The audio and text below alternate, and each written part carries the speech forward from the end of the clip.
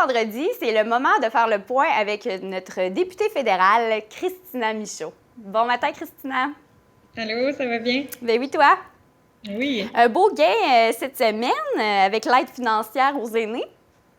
Oui, mais en fait, on travaillait là-dessus depuis longtemps. On le réclamait depuis la campagne électorale, augmenter le pouvoir d'achat des aînés, particulièrement en temps de crise. C'est la population la plus vulnérable, on le sait. Ici, c'est une personne sur quatre qui a 65 ans et plus. Donc, on avait vraiment hâte que quelque chose soit annoncé en ce sens-là.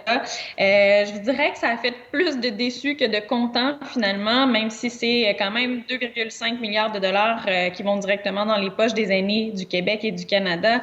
C'est une parce les gens vont souvent comparer les autres programmes. Bon, pour les travailleurs, les étudiants, les compensations.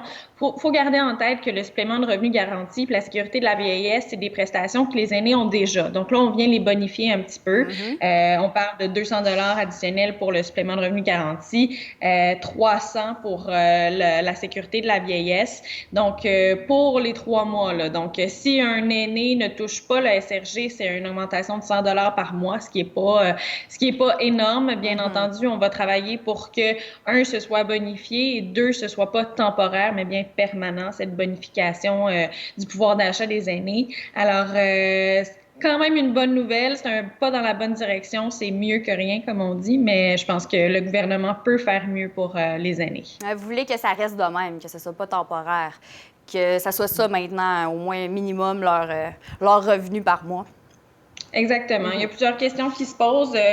Par exemple, quelqu'un qui, son revenu augmente, est-ce qu'il aura toujours droit à la sécurité, au supplément de revenu garanti qui est pour les gens qui ont de faibles revenus? Alors quand même, il faudra regarder ça. Le gouvernement a encore du travail à faire de ce côté-là, c'est certain.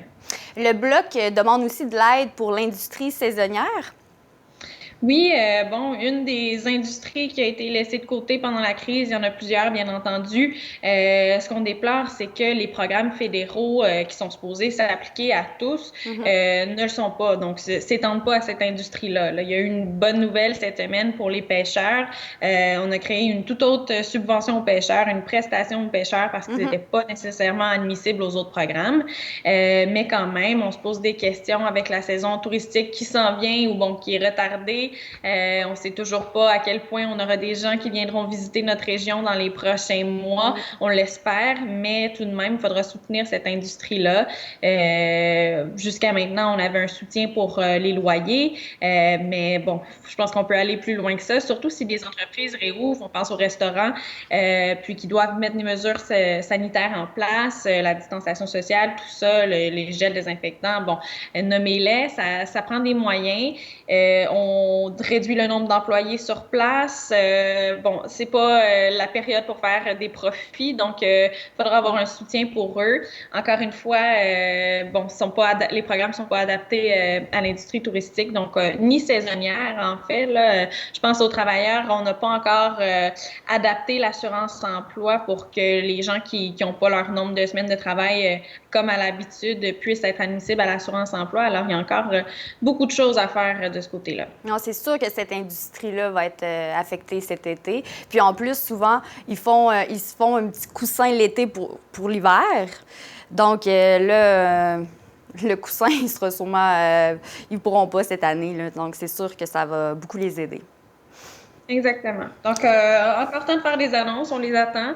J'avais des collègues du Bloc québécois qui étaient sur la colline cette semaine à Ottawa, dont Maxime Blanchet-Jonca, mon voisin de Rimouski, qui est porte-parole en tourisme. Il a fait des bonnes interventions pour plaider en notre faveur notre région qui est grandement dépendante du tourisme, il faut le dire. Là, il y a plusieurs emplois en Gaspésie, au Bas-Saint-Laurent, qui reposent là-dessus. Des gens qui, vous le dites, travaillent pendant l'été puis sur le chômage pendant l'hiver, mais faut leur venir en aide comme chaque autre travailleur. Les frontières du Nouveau-Brunswick vont pas réouvrir dans les prochains mois?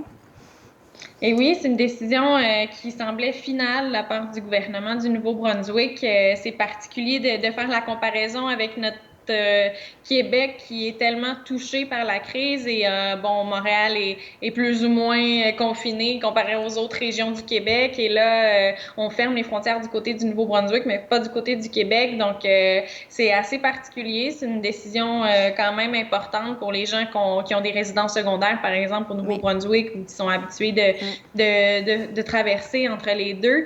Je parlais justement hier avec des employeurs de la Baie des Chaleurs parce que, bon, le programme Emploi Été Canada commence à sortir, là, donc j'avais des bonnes nouvelles à apprendre hier à des employeurs, puis on me disait, avec les frontières du Nouveau-Brunswick fermées, on n'aura pas le même achalandage que les autres étés. Alors, c'est l'occasion parfaite d'inviter nos Bas-Laurentiens et nos Gaspésiens à visiter leur propre région, à redécouvrir leur région. Des fois, on est à côté, puis on n'est jamais allé. Là. Je connais beaucoup de monde de chez nous qui sont jamais allés visiter le Rocher-Percé, par exemple. Alors, je pense que cet été, il faudra mettre ça de l'avant. Oui, ou faire le tour de la Gaspésie. Moi, personnellement, je ne l'ai pas encore faite.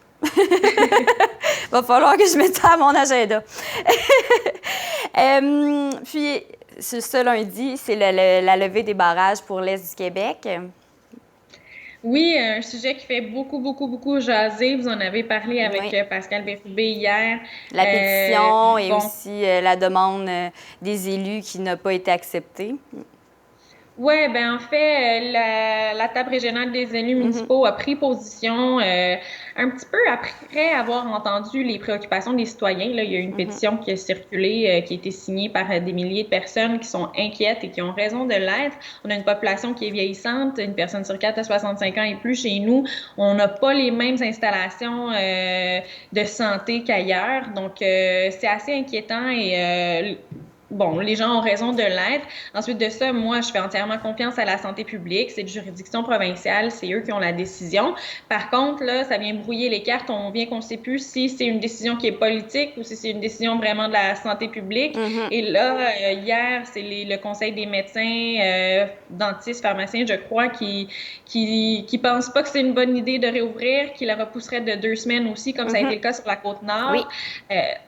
Même chose du côté des directions des santé publiques de la région. Là. Je parle du CI3S de la Gaspésie, du Bas-Saint-Laurent qui commence à lever les drapeaux comme quoi il faudrait aller plaider à la santé publique nationale que bon, ce serait une bonne idée de repousser la date. Alors, c'est certain que là, on se pose des questions.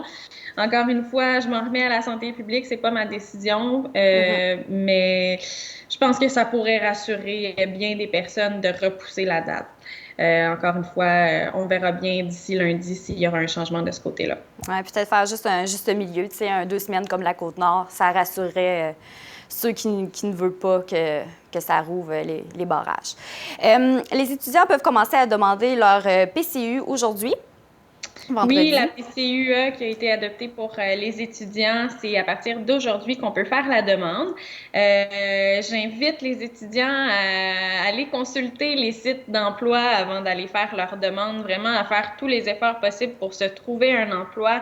Hier, justement, comme je disais, c'est plusieurs postes que j'ai annoncés pour Emploi Été Canada à plusieurs employeurs de la région. Alors, et ça va continuer dans les prochains jours. Si vous n'avez toujours pas eu de nouvelles, c'est normal, ça va y aller par batch, comme on dit. Mais voilà, donc il y aura plusieurs emplois étudiants quand même de disponibles pendant l'été. Alors, j'encourage vraiment les jeunes à aller chercher de l'expérience, même si c'est pas dans leur domaine d'études, même si c'est quelque chose qu'ils n'ont jamais fait. Bon, écoutez, j'ai travaillé en restauration pendant longtemps, toi aussi, Zoé. Oui. On apprend tellement, même si c'est pas le domaine qu'on veut, dans lequel on veut rester toute notre vie. Je pense qu'on peut aller mettre l'épaule à la roue, ça va faire du bien de toute façon. Là, on est confinés depuis plusieurs semaines, des mois déjà. Alors, aller mettre la main à la pâte cet été, peu importe dans quel domaine, je pense qu'on c'est le temps de faire notre part. Alors, vraiment, j'invite les étudiants à aller chercher l'emploi. Puis, si c'est pas possible, si pour quelque raison que ce soit, on prend soin d'une personne malade ou bon, faut rester. Il y a des étudiants qui ont des enfants qui doivent rester avec les enfants à la maison. Il y a plusieurs raisons qui font en sorte que la PCUE est légitime. Alors, mais j'invite les gens qui peuvent travailler à faire l'effort de trouver un emploi, même si c'est pas l'emploi de rêve. Parfait. Bien, merci beaucoup, Christina Michaud, députée d'Avignon, la métisse Matane Matapédia. Je pense que je m'habituerai jamais à ce titre qui est vraiment long. Merci beaucoup d'avoir fait le point avec nous et à la semaine prochaine. Merci, à bientôt. Au revoir.